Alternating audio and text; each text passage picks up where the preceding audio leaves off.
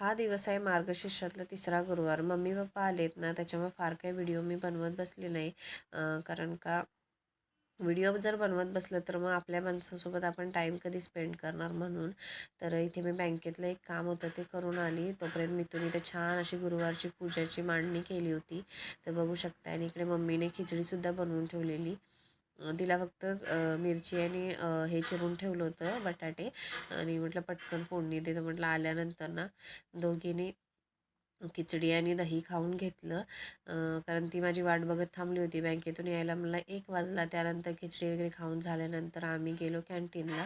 तर मम्मीला थोडं सामान भरायचं होतं ना, तर गेलो होतो मितू, मी, हे आणि मम्मी चौघंजण गेलो होतो. इथे सगळं सामान घेतलं आणि घरी यायला निघालो. असं काही कॅन्टीनचा बाहेरचा आवार आहे. तर इथे बघू शकता इतकं सारं सामान घेतलं आहे आणि ते इतकं जड होतं की साबण वगैरे भरपूर होते. जड होतं की आम्हाला ते उचलणं शक्यच नव्हतं. मग ह्यांच्या खांद्यावर दिलं आणि तिथून आम्ही निघालो. घरी घरी आल्यानंतर ना एक काकी आमच्या बिल्डिंगच्या आलेल्या हळदी-कुंकू घेण्यासाठी. तर इथे थोड्या गप्पा मारल्या आणि त्यांचं छोटंसं बाळ इथं त्याच्यासोबत मितू आणि स्वराज खेळत आहेत. तर असा होता व्हिडिओ. कसा वाटला?